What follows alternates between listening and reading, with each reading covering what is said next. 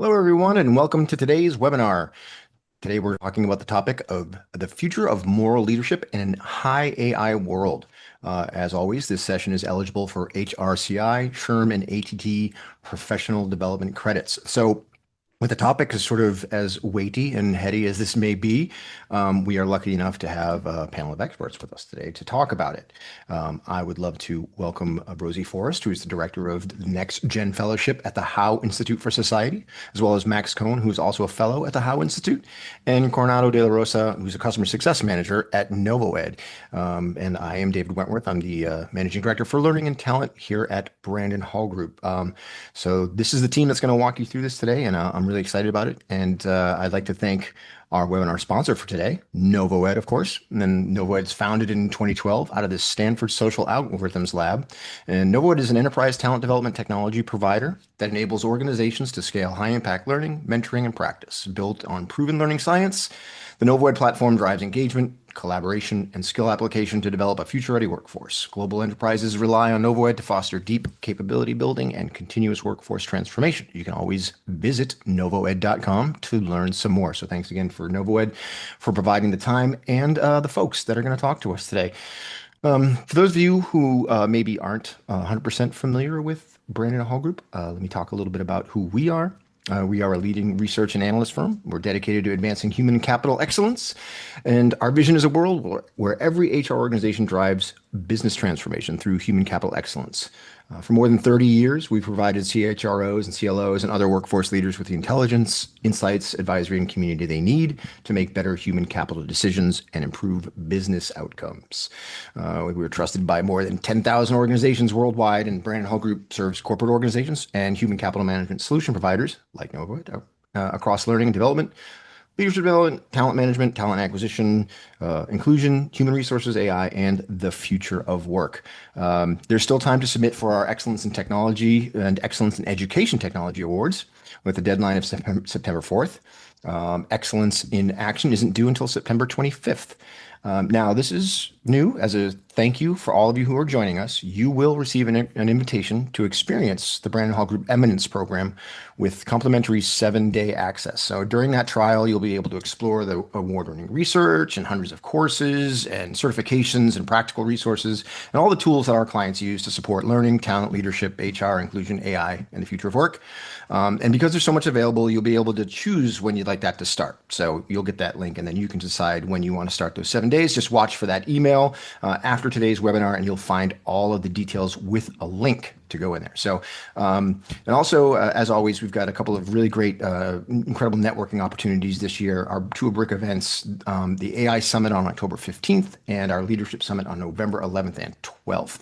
So look for those. We'd love to see you there. And of course, the big show, don't forget to save the date for next year's HCM Excellence Conference, January 26th to 28th. We're going to send all the details out to everybody who registered for the webinar, so you'll have that all in front of you when you need it.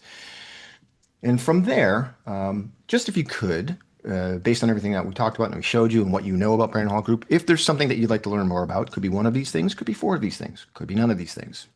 Take your pick, and we'll be sure to reach out to you and give you a little bit more information on those specific things if you like. So please take part in that poll and let us know. We'll give you a couple of seconds more to figure out if you would like that or not.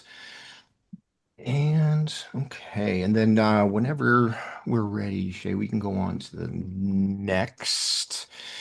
Let's see here. Okay, this poll is a little bit more tactical for us. It helps us build our progression models. We ask these questions over the course of the year just to see where people are. Obviously, this one is particular to learning and development. If you could think about your own organization, where you might land on this spectrum of progression from an L&D standpoint, and let us know. Like I said, it helps us in our progression model building every year. That really drives a lot of our research. So we appreciate your participation in this poll. And once we're done here, we can really get into the topic at hand. So I appreciate your time on that. All right, I think we've got everyone we're gonna get. Perfect. And so we want this to be as interactive as possible. I know people are already starting to use the chat to say hi and whatnot. Feel free to use that to ask questions. We're all going to keep an eye on those as we go. Try to answer relevant questions in real time, as it makes sense. We'll also have a little bit of time for questions at the end. So if we see something that's more of a broader discussion, we'll hold it. Or there'll also be time you can submit a question nearer the end of the webinar, and we'll try to get to that too. But we definitely want to hear from you. We want to answer your questions. Also, feel free to talk to each other. If somebody asks a question and you have a response, you want to share some insights, please do that in the chat. Just makes for a better experience for all of us. So feel free to use that. Okay, so into the content itself today. So obviously we're talking about the future of leadership in a high AI world. And so from Brandon Hall Group's perspective, very relevant to our AI progression model shown here. I'm not going to dive into this. That is not what this webinar is. I'm just showing you where this comes from. We have this very vast, deep report about where companies are and can be in their journey using AI within their HR, learning, and talent functions. But for the purposes of this webinar, we went through this report and pulled out some salient points to sort of share what we had seen as we were putting this together from a research perspective. So some of the core themes that are relevant to the topic today. We saw that there's a really huge focus on bias detection and fairness, right? It's one of the most consistently brought up challenges when it comes to leveraging AI. So how do we make sure that everything is on the square and we're paying attention to the ethical concerns? And it's a really important journey across the 5 phases of progression to make sure that you're focusing on that in the right way. And we've also found, putting that together, that at every level, that human oversight is non-negotiable. Right? There has to be a human in the loop somewhere. There has to be that human intelligence layer to everything that we're trying to do. Even if we're building fully autonomous agents, there is a human layer that's managing those agents and so forth. So this human oversight is a big part of this. Transparency and explainability, the ability to explain what's going on from an AI perspective. So it's not just all black box, but the decisions have to be explainable, transparent, attribution to where things came from and why, very important. And of course, privacy protection, right? A core ethics framework component alongside that, the bias detection piece is critical. So all those things really feed into this idea of what does it take to be a leader in this environment as we move forward, because it's not something that necessarily people have had a lot of experience with. This is all new to almost all of us. So we've found that these themes are very important to leadership in this standpoint. And then just the last thing that I wanted to pull out of that report, when it comes from the leader perspective, as we get into these different AI programs and projects, that executive sponsorship is critical. Someone from leadership has to have the buy-in and the accountability for what's going on and have the direction so that people have somewhere to turn and someone to guide through the process that's aligned with the business. So executive sponsorship is huge. There are very specific leadership roles in all of this, however we're using it, whether it's a chief people officer or what have you, that have to play a role in that whole ethics and governance phase, like phase 4. That should be figured out and mastered by then. And so very specific leadership roles need to get on board and figure those things out by then. And then the last bit I'll share is that what we found, again, that showed up time and time again around companies that are being successful with these, is that early investment in governance, right, mitigates tons and tons of future problems. If leaders start to address these issues from the get-go and start from the top, how do we address this? What's the governance model? How do we remain ethical in all of this? It mitigates a lot of the issues that start to pop up in some of these programs. We've heard all the news stories about failing programs, and 9 times out of 10, those programs haven't given this much thought to this part of it, the leadership from the get-go. So that's just, the perspective from the Brandon Hall Group. And what I want to do now is turn it over to the Howe Institute to talk a little bit about what they do, and I'll get a little bit more specific about what this means for leadership in this new environment.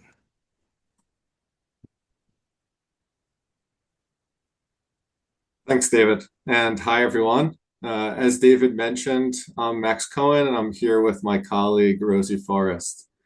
We're from the Howe Institute for Society, and we're really excited to be with you today to talk about some research and frameworks on leading in a workplace that's increasingly in contact with AI.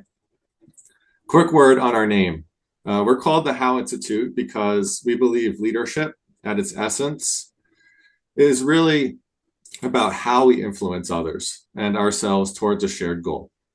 And we believe that the most effective leaders do that through moral leadership. Now, we'll always need leaders with formal authority, say a CEO, a general, a president, a principal. Without that, there would really be chaos. But the most effective leaders also wield a different type of authority, one that can't be seized, won, or bestowed. It's a moral authority. And that authority is earned by who you are and how you influence others. So, to be clear, when we talk about moral leadership, it's not moralizing, and it's not just about ethical decision making. It's about connecting with the hearts and minds of the people you're trying to influence based on a sort of consonance with your values and the values of your own organization. And then how do you bring those values to life through your behavior and through the culture that you're trying to architect? At the How Institute, that's our whole focus. We research how leaders more effectively earn and wield moral authority. We build resources to inspire and scale that kind of leadership. And we organize learning communities to do this in concert with one another. Today, though, as David mentioned, we're zeroing in on leading in a workplace that's increasingly in contact with AI. And specifically, how do you as a leader navigate amid the sheer amount of uncertainty that AI might be creating? Some of that uncertainty is about capability. What can AI do now? How will that evolve? Some of that uncertainty is about deployment. How will these capabilities show up in the workplace? What might that mean for workplace dynamics, employability, employment, the economy? And there's also a deeper level to this, maybe a more philosophical level. At the How Institute, we like to say that 500 years ago, we went through a real revolution as a species, as a human species. Collectively, we call that the Enlightenment. A secular worldview emerged, and that really placed human beings at the top of the pyramid, at the top of the food chain because of our intelligence. So the more philosophical uncertainty that we think about as we think about AI is what will define human beings when AI is necessitating that it might not longer ever be possible to say we're human beings because we're the smartest people in the room. As we get going here, we wanted, as David said, to make it interactive. So we're going to launch another poll. And in this poll, we're going to ask you to think about this question. When faced with uncertainty related to AI, what might be your first instinct?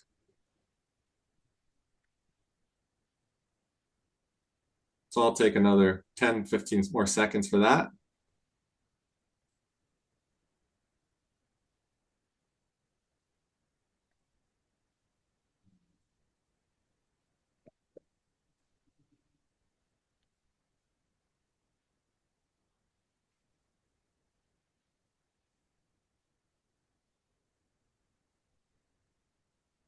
Great, let's share those results. Fascinating. I am encouraged by the amount of curiosity that people have in the room, which is fantastic. It's a bit of a self-selecting group, perhaps, for the folks who show up to learning experiences like that. Skepticism was the second highest, and fear definitely shows up as well. Great, let's stop sharing those if we can.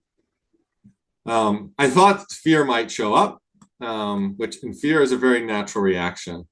Our survival instincts kick in when we feel fear. We want to fight, we want to freeze, flee, fawn, flop, all those words that come to mind as we think about fear. And none of those particularly feel good, of course. When headlines offer us relief of that discomfort, of handing us a certain truth about AI, we eat it up like candy. It's very addictive to find those certainties. AI is the future. You might hear AI is making us lazy. AI is a game changer. It will solve this. It will solve that. The subtext beneath all of this is that you're supposed to feel something specific. And if you don't feel something specific, if you don't know how to feel, you think you're missing out or you're falling behind. And we built this webinar intentionally to resist that temptation as much as possible. We're not here to hand you another quote unquote truth that relieves you of your uncertainty, as tempting as that might be. So let's set the expectation up front. This isn't a session with definitive answers. Rather, our aim is really to create a shared awareness about the real complexity of leading with AI and to suggest a few tools that might help you navigate through this complexity.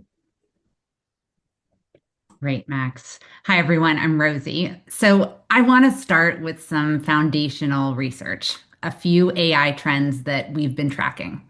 Since 2020, the Howe Institute has run a study called The State of Moral Leadership in Business. It covers a lot of territory, but our 2026 report tracked how leadership has shifted in relation to AI since our 2024 report. Here's what stood out. AI adoption in day-to-day operations went from 29% to 50%, an increase of about 60%. Meanwhile, only 21% of respondents believe today's leaders are ready for AI's moral implications, up about 33%. So, in simple terms, AI adoption is outpacing AI readiness by roughly 2 to 1. And concern about AI making morally questionable decisions still high and largely unchanged. With that landscape in mind, let's take a look at how leaders and AI could partner. So, first of all, to be clear upfront, we are not naysayers about AI. We're also not diehards.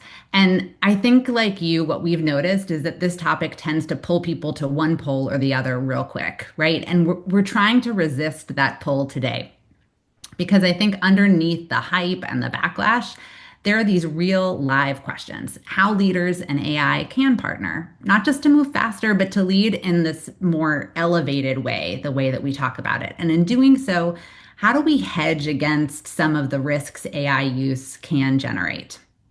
So, before I get into some of the benefits, let's name a few of the risks. And I bet these are familiar. That first one, mental atrophy, right? So losing the ability to do things we once did easily because we've offloaded them to AI. There's an MIT study that's been going around that's been saying this very thing. Cognitive surrender. It's a fancy phrase, right? But it's for forgetting that we're still responsible for the impact of the AI we use. There's a slowdown of the talent pipeline, right? This can happen when the growth of junior staff stalls because the experiences that once shaped them are now operated by AI. And then we've also got bias at scale. So one bias can shape thousands of decisions before anyone notices. And on top of that, this could reflect the biases of whoever had the power to shape the AI use in the first place. So, at How, here's where we arrive. We identify 4 mindsets that leaders can adopt to help guard against some of these risks. And in each case, AI could help you get better at it. So, the first mindset I want to talk about is that coaching mindset. True leaders can really bring out the best in their colleagues. And AI can support this by being a coach for the coach, letting leaders practice and role play, coaching conversations before they're really in the room for real. There's another mindset, the counselor. Leaders embracing this mindset don't just hand colleagues their rights, they actually help them build the muscle to wrestle with what is right.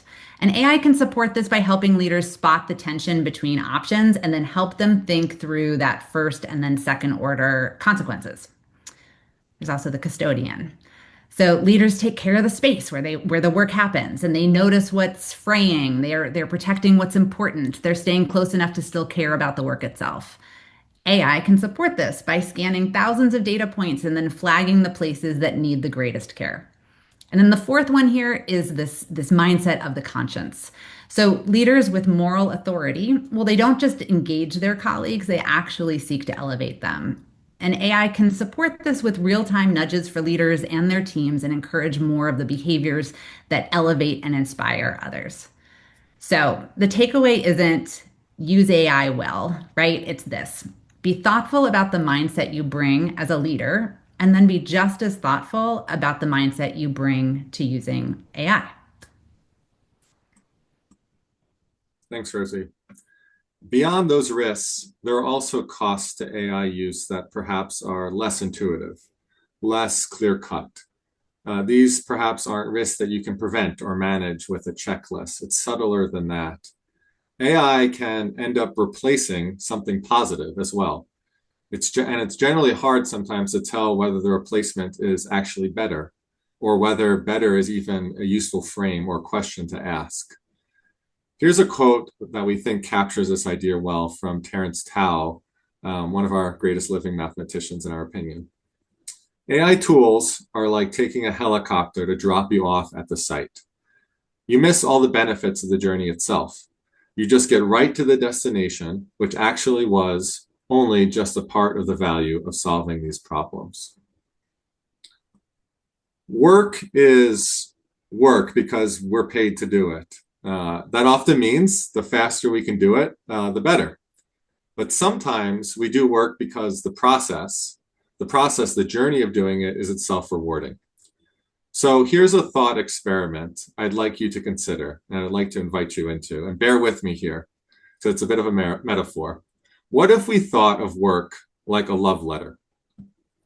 It's something we want to do well, but the process of writing it is intrinsically rewarding in itself. As Dr. Sherry Turkle put it, the letter wasn't just what ended up on the page, it was what we did to ourselves in the process of writing it. So the question then becomes, what gets lost if we ask AI to write our metaphorical love letters for us? Going back to what we said earlier about junior staff development that Rosie mentioned, using AI here could actually hold us back, perhaps, from growth. In other words, we don't get better at writing love letters ourselves. We might also lose the satisfaction of nailing the letter on our own. In other words, what sense of accomplishment are you taking away from a colleague when you ask them to use AI to generate a work product? And maybe most importantly, having an AI write the letter might keep us from the emotional wrestling that writing it ourselves generates. Finding that exact word to capture love generates a feeling of love in itself. A love letter is a private expression of one mind to another. So to say it another way, what emotional connection might we lose when we bring AI into our work and into our work relationships? These are really hard questions. And honestly, we thought about leaving the slide just like this right here. It makes a really good point. But the purpose of this slide is really to challenge ourselves because every one of these has a real counter argument.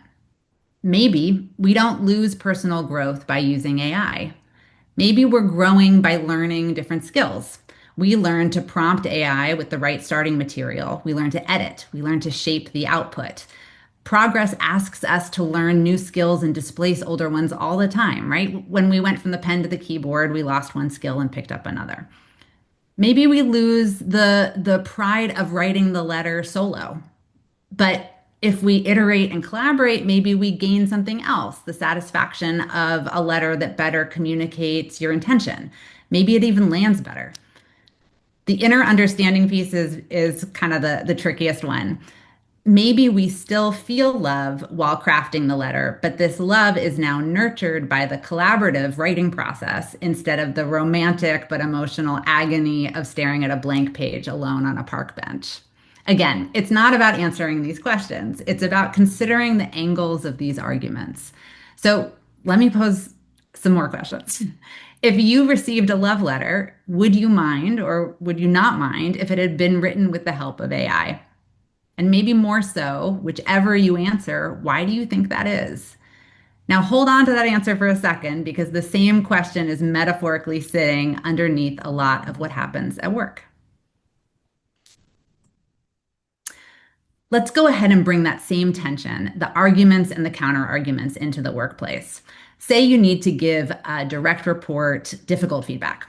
On a skill level, AI can genuinely help here in two clear ways. It can play that counselor role, counselor mindset, helping you shape the message, find the right phrasing. It can even anticipate how the conversation might go. And it can also play coach. It can let you practice the delivery before you're actually in the room. And so there's no question here, right? It can be a real help. But then it gets a little less clean, a little less clear. If we think back to that idea of cognitive surrender, if you outsource enough of this, you can start to lose your own ownership of what's being said. And there's a subtler risk underneath that one. Is the only goal here the feedback?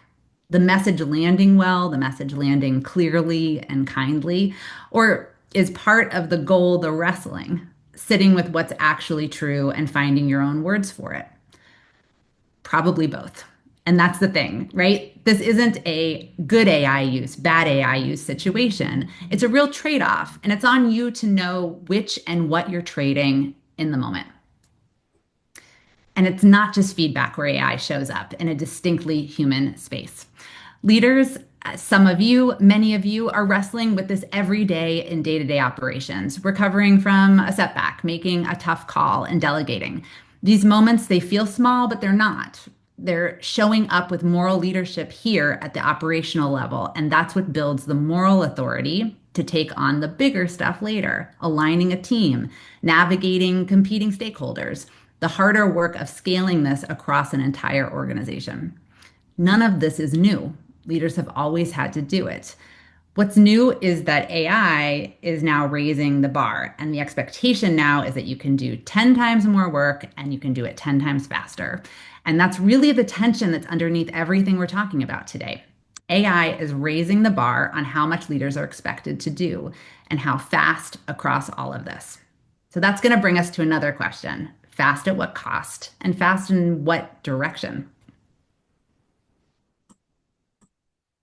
Before we go there, Rosie and I thought we would take a moment just to recap because we know we're throwing a lot at you in a short amount of time. So to recap, what we've shared so far is that AI generates uncertainty, and that uncertainty can trigger fear and the desire for simple truths, but it doesn't necessarily have to. Our research shows that AI adoption is accelerating faster than leadership readiness. There are some more intuitive risks to cavalier AI adoption, and leaders can partner with AI to embody some more elevated mindsets that help mitigate against those risks. Then we also shared that there are some impacts that are harder to evaluate. The love letter metaphor asks us to consider when the process of doing the work matters as much as the output, and how AI-assisted work shapes our sense of development, pride, meaning, and authenticity, where there isn't always a clear right answer. There are trade-offs. So beyond the 4 elevated mindsets we've already talked about, the coach, the counselor, the custodian, the conscious, what else are leaders to do? Here's one thing we'd invite you to hold on to as you experience these higher expectations that Rosie alluded to. Specifically, the distinction between speed and velocity. We need to recognize the desire for more speed while at the same time, as best as possible, having the discipline to move with velocity as much as possible. A quick science refresher about what we mean here. Speed is a scalar quantity. It's the total distance divided by the total time. So when we say we want it done fast, that's speed we're really talking about. Which is exactly why when you hear we want it done fast, it sounds a little foolish once you think about it. We might get it done fast, but in the wrong direction. What we actually really want is high speed in the right direction. That's velocity. So in a world that's increasingly feeling uncertain, how do leaders move consistently and regularly and thoughtfully with high velocity? Counterintuitively, we believe that the faster the world speeds up, the more we need to pause. I'll say it again. The faster the world speeds up, the more we actually counterintuitively need to pause. And here's another distinction for you. When you hit the pause button on a machine, it stops. But we like to say at the Houndstooth, when a leader pauses, they begin. At the Houndstooth, we talk about 4 modalities of pausing. The first modality, we call these the 4 R's. The first modality, the first R, is reflection. Reflecting on how we got to this moment, your leadership moment, and reflecting about similar cases that have come up in the past. Then we invite people to reconnect. Reconnect in that leadership moment with their values, the relationships that they cherish the most, their sense of purpose that might guide and animate them as they navigate their leadership moment. We also invite people to rethink. What are the assumptions or perceptions that might be keeping you back from seeing things in a more constructive way? And how might you be able to test out those assumptions through small actions and pilots? And then only then can we reimagine a path forward, a new path that we might not have considered before. The pause isn't an answer to navigating AI. It's not even a map, metaphorically, but metaphorically, we think it can be a compass of sorts. It's worth saying the pause also is not necessarily about time. That's often a perceived notion about pausing. It's not really about just how long you pause. Rather, we like to emphasize it's about what you ask yourself in the pause. What questions are you asking yourself in the pause? When a meeting ends, for example, do you ask, whose call is it? Which really emphasizes formal authority. Or do you ask, what's the right call? In other words, and metaphorically again, if you give a navigator a compass, it might take them hours to triangulate a course. A new navigator, they don't know what they're doing yet. But if they've practiced with that compass, when they're caught in that big storm, they can glance at that compass and know exactly which way to go. The more we are pausing proactively, the more our muscle for pausing builds and the more instincts and intuition we have in the moment. So we want to invite you to practice this framework yourselves in our next portion of the webinar. We invite you to think about one aspect of your leadership that's been influenced by AI. And once you've come up with one aspect, it can be a general aspect of your leadership that's being influenced. We invite you to consider these 4 R's of the pause. How did you get to this moment? And has something like this happened before? What values or relationships might you have that you want to prioritize as you navigate this moment? What are some of the assumptions you might be making, and how might you be able to test those assumptions? And then after those reflections, what might be possible if you were wildly successful? So we want to invite you now to just take a silent, independent moment, say 90 seconds or so. I'll set a timer for us to actually really reflect on this question. What's an aspect of your leadership that's being influenced by AI? And go through those 4 R's. And I'll bring the group back together in about 90 seconds.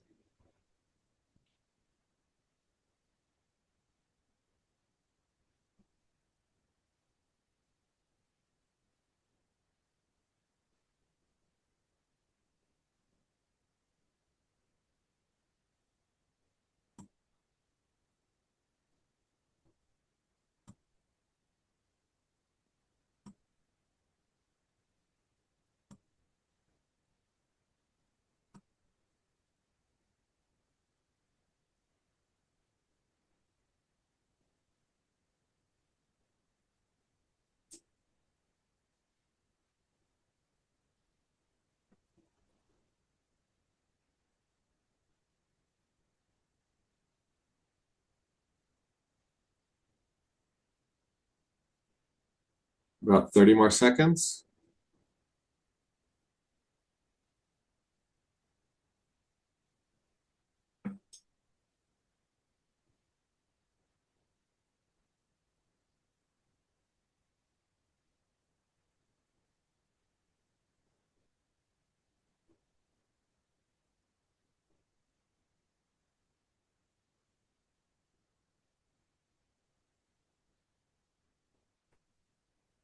Great.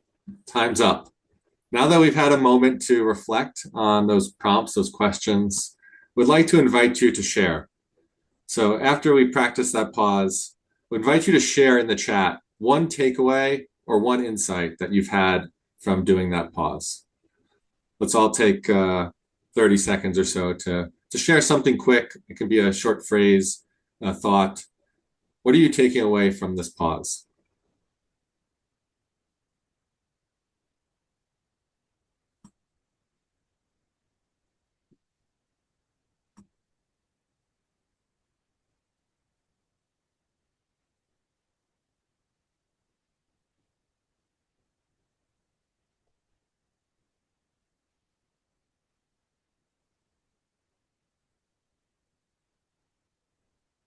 As people continue to think, I'm going to keep going, and then we will read out and see some reflections as we keep going. I see Cedric just shared. Thanks, Cedric. He shared a question. How could this be used with other leaders? That's a great question. We'll definitely get back to that before we wrap up.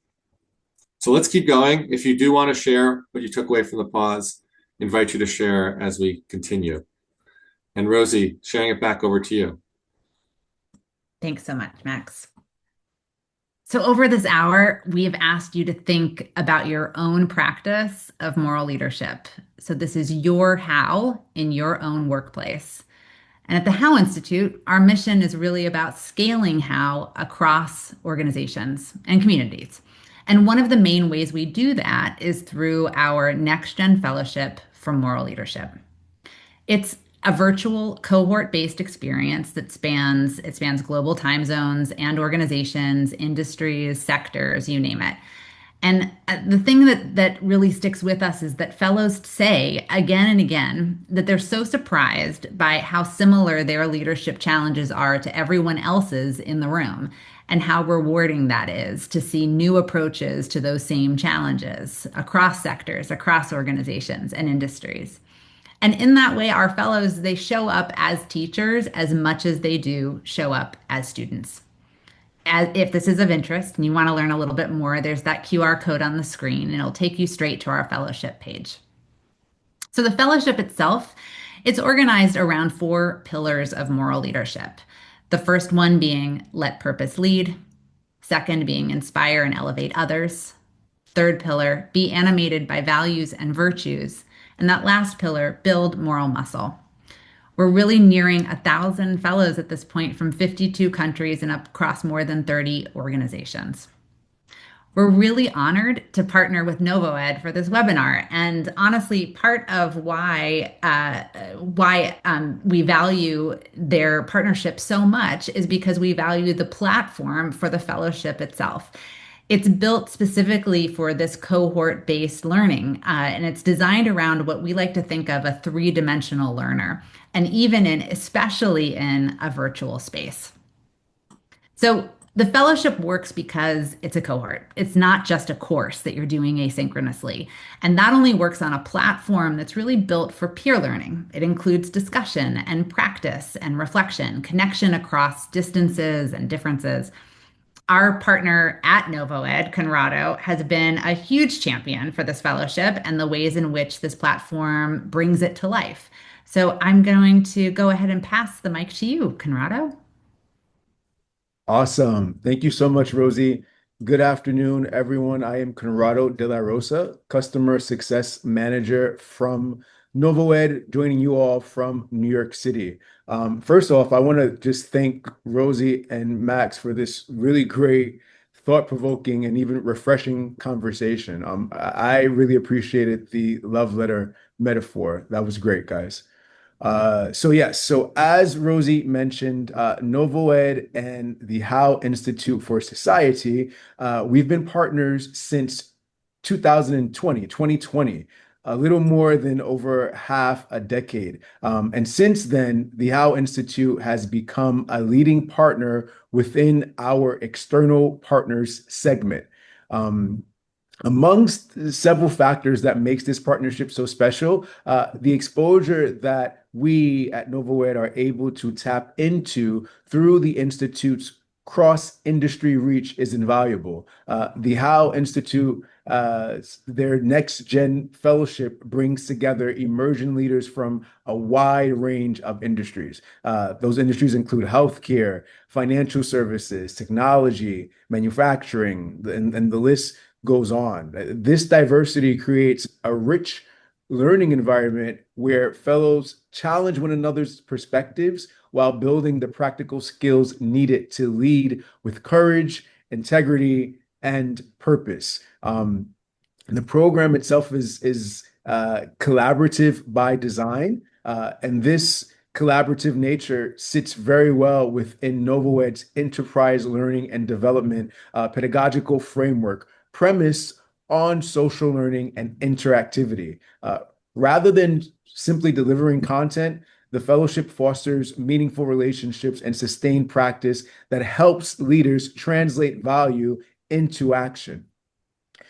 Theirs is a compelling example of how organizations can use collaborative digital learning to develop not only capable leaders, but principled ones, while creating a vibrant community that continues to learn from one another long after the program concludes. The fellowship also in many ways is really built for NovoEd. Rosie talked about that cohort learning experience. The structure of the course lends itself well to both NovoEd's practice-based and again, social learning philosophy. Next Gen Fellows not only receive information, but they are encouraged to internalize those learnings for sustained change behavior through iteration and meaningful practice, which leverages both NovoEd's practice features and many of our Practice Plus products. Additionally, the underlying structure of the program is premised on coaching and continual development, which is a natural fit for our Mentor Plus product, streamlining the mentorship experience for participants and admins alike. I'll close by saying that the How Institute's Next Gen Fellowship was a winner this year at NovoEd's annual Campfire Virtual User Conference. The How Institute took home the highly coveted 2026 Novi Award for Leadership and Development Excellence. And I'm sure, as you can tell from today's deeply thoughtful thought leadership cheered by our panelists, that award was highly deserved. So thank you for this opportunity to talk about the partnership, and we look forward to many, many more years of productive partnership. I'll pass it back to you, David. That's fantastic. And so, we wanted to sort of leave some space because that's sort of one of the themes of this webinar to think about things and discuss. And so with that, we want to leave you with some questions that you can take back and have maybe some more time than, a few seconds in the midst of a webinar to think about, because these are some pretty weighty questions. And we want you to really take back with these. And, even if you just have these questions in your mind as you're not drafting out actual responses. It's just the idea of having these questions in your mind as you think about these things, as these programs start to come at you. And look, I don't see any sign of this environment slowing down, right? So the more that we can establish the parameters for ourselves to think about these things, to create those pauses, the better off we're going to be now as things get a little bit crazier in the near future. So, take these questions back with you, look at them at another time, and just think about that. Like, go back to those four mindsets. What could you do to try to actually put that into practice once, maybe in a week, and then find a place where it works? How does that fit into my life, and how does it make the most sense? Also think about your organization. Like where are things being optimized as well, not just moving faster? Where is it like that it isn't just about speed, but it is about that velocity, as Max so helpfully explained the difference, right? Where are those elements where, I can see the delineation between speed and velocity, where one thing is different than the other? Try to find those moments. So these are just for you to take and look at for another time, and just keep them in your mind. But we also want to have some questions from you, from the group as we go forward. I think on the next slide, there is a QR code. If you wanted to download our AI progression model that I referenced at the top, feel free to do that. It goes very, very, very in depth on figuring out maybe where your organization is on the progression model and where it maybe wants to be and how to get there. And it doesn't mean that you have to go from phase 1 to phase 5. It's just finding that niche that makes the most sense for your organization, recognizing where you're at and what it takes to make any changes if necessary. So feel free to use that. But what we really want to do is dig into some of the questions. The first thing I see is Melody was asking, well, how do you advise organizations to structure their governance so that it's effective early, right? So that you've got the governance in place and it's doing what it's supposed to do, but it's still adaptable, right? So that it's not set in stone. Do you have any thoughts around a question like that?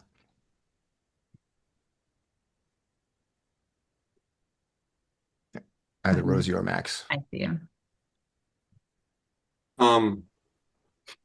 I think one thing that's important is that you are structuring your governance so that it is responsive. It's designed from the beginning to be responsive to the changes in AI, because AI is changing so quickly. If you're creating a structure that really is dependent on the current reality of AI, it's going to be outdated very quickly. So baking in regular ways that you're evolving, modifying, auditing your governance from the very beginning will allow it to grow over time. I would also say that part of governance is metrics. And at the How Institute, we say that metrics are a window into what you value. They're not only a measure of values, but a window into what you value. So I think it's very helpful to think in your governance structure, and to the extent that it does use metrics to govern, what are the metrics that you're choosing that represent your values and not just how much of something, but actually help you track your how, the behaviors that you're looking for itself. Mm. And a question for you, Rosie. I was just talking about just now about how things are just getting probably a bit more chaotic even as time moves on, right? Everything's just faster, bigger, more. And what's interesting about this whole new environment with AI that it's so consuming our mindset and things that we're thinking about. It's not as though leaders were sitting around 3 years ago with nothing to do and they were waiting for some giant change to come along and they had all this open space to deal with this new reality, right? I mean, everyone was already doing everything they could do, and now we've added this into the mix, right? And so when you think about those mindsets that you shared, the four mindsets, there's an assumption there that, oh, well, I have time to sit back and think about this, and I've already got it baked into my calendar to be reflective. We know that doesn't really exist, right? So what happens in the real environment, like under real pressure, when there maybe isn't necessarily room to pause? Absolutely, David. So, I think Max mentioned as we were going through the deck this idea of what's counterintuitive, right? So, I think you're completely right that there already was no time, and now there's less of no time. Which I think if we all approach that from a scarcity mindset, that it really does become, we clench our fists and we grit our teeth and we just say that there's no room for it. But it is precisely in those moments, it is precisely right now when it becomes so hugely important, so hugely critical. And in a lot of ways, I think when we talk about the pause practice, for example, that word pause, it comes up in all different kinds of contexts, right? And a lot of times when we think about a pause or hear about a pause, it's like this meaningful moment of taking a deep breath and relaxation. And what we're really talking about is it can include that, but it is an active and activated pause.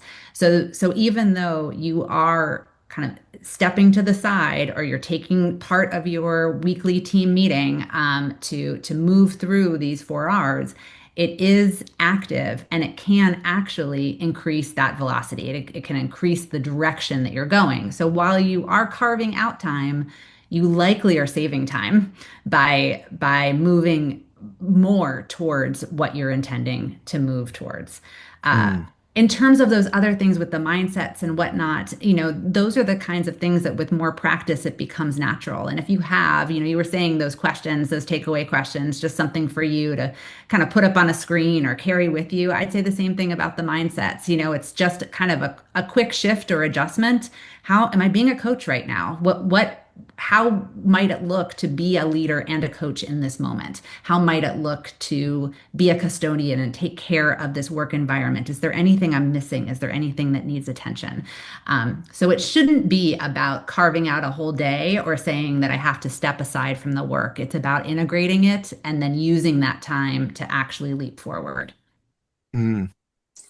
You know, and hopefully that sort of answers the question that Melody was also asking, I think, at the same time that I was asking. And so we had our minds from the same place because she was asking about what micro practices or prompts can leaders use to build that in, when everything's a priority. How do we do that? I mean, I have one in my head that I think is good practice anyway, but I think in this environment too, and you can tell me if it's helpful or not or meaningless, but I feel like we're too often just our calendars. We're habitually, and the way they're designed is to go 30-minute increments, whatever they are. So it goes right to the half hour, and then the next one will start. Right? If someone looks at your calendar, that is open time. That is green, white space. There should be 10 minutes maybe on either side of anything you're doing. Even if you don't do anything that's in this webinar, just give yourself that, to go from one to the next. It can have a huge impact and really doesn't degrade the meetings. In fact, maybe makes them a little bit more focused because people know they only have so much time. That's just one thing in my mind, like just sort of forcing the subject. But before I move on to another question, any other like micro practices or something tangible that somebody like if you want to start making these pauses happen, what are some of the other things you can think of? I think also it doesn't necessarily need to be additive. It can be not necessarily replacement, but you have options. Like I mentioned earlier, instead of ending a meeting with whose call is this, Mm, you can pilot an experiment with just ending the meeting. What do we think the right call is? That doesn't take mhm. any more time to ask. It just changes the question a little bit. Um, Things like that, I think, can make a huge difference. Or, for example, when you're sitting down to make a difficult decision, it actually might take more time to use cost benefit analysis to think about what to do. Mm, And instead, maybe consider what would our values, what do our priorities as an organization tell us to do? right. Nice. Oh, and so you remind me when you talk about it shouldn't be additive and the idea of it doesn't need to be a necessarily replacement. But I think you brought up something interesting earlier that I don't think a lot of people think about is this idea of loss and gain, right? In this process, right? Something might be lost, but something might be gained. Um, how can you tell the difference between like I've decided that I'm going to lose this in order to gain this versus something that just is going to happen, by default, like as far as a loss and a gain? Is there a mindset around that so you're a little bit more aware of what's being lost and what's being gained? Oof, Hmm. question. I do think it comes back to assumptions, right? Like it's making sure, I mean, this can get a little meta. So, I know that's you're out whether or not you have the appetite, but I think that it is always kind of being able to step outside and be asking those questions in terms of integrating, coming back to the pause practice. Like even just a simple question in a moment of what are my assumptions about this right now? Like what am I assuming is true? And can I pull out just for a second to say, is this an assumption or is this a true decision or a reality? So anytime you can kind of take that breath to step outside and ask that question, I'm such a fan of always calling out this idea that whenever we are in the midst of change, we always know what we're losing before we know what we're gaining, right? Mm, That's always going to be the case. And so that's okay but it may require that we acknowledge that that's something that we're holding as we're moving through the change that's occurring. We know what the loss is before we know what the gain is. And being aware of that and giving space for that gain to materialize. And if you're paying attention to that, if you're kind of tracking that shift, then you are by default not defaulting into a new reality. mm, To add on to that, David, I feel like it's perhaps sometimes less important to know about whether you're gaining something or you're losing something, and what's perhaps the primary importance is being whatever the decision or clarity is, to being on the same page with everyone else you're working with. Where I mm. think people get into trouble is you believe one person believes they're gaining something, someone else believes they're losing something, and they don't realize that they're thinking something differently. Yeah. And that's when the miscommunication, the frustration, and the emotional, unconstructive behavior starts to happen. Yes, interesting point there. I mean, that applies in so many places. I think you're 100% right there. And as far as being on the same page, I think that's also important to remember.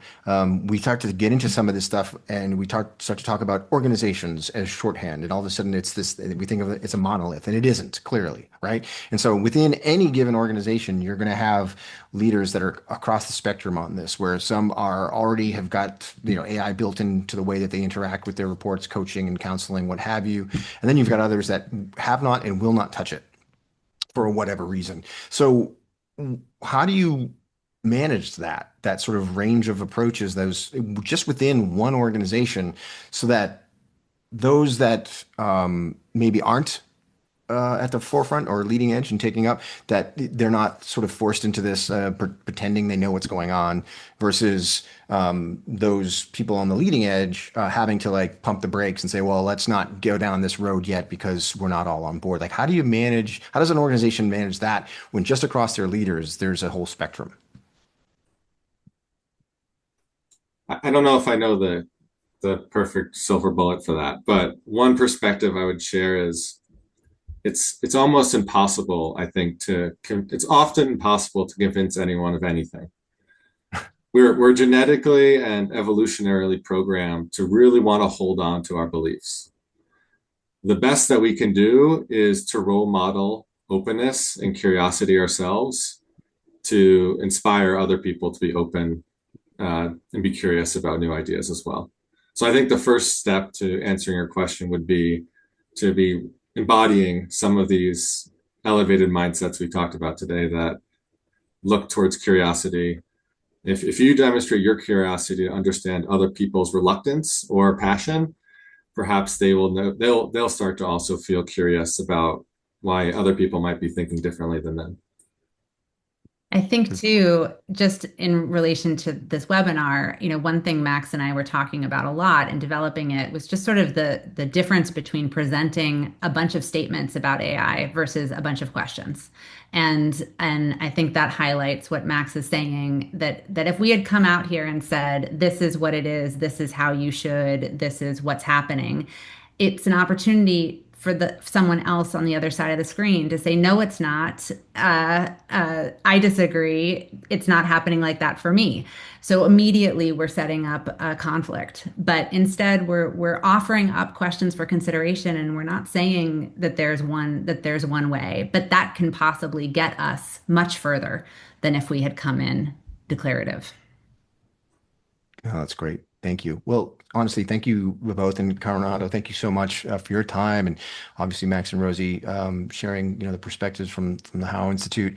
This is such an important thing moving forward as everyone gets sort of wrapped up in the day to day of what's going on with AI and how are we going to use it and what tools do we need, and to remember that there has to be an overarching, leadership governance approach to it that makes sense, and it's uncharted waters for a lot of folks. I mean, we talk about the idea of where we would promote people within an organization to become managers with zero manager experience whatsoever, just because they're really good at their job. You take the best developer in your organization and turn them into a manager, and suddenly they can't do that, but yet they're no longer doing developing.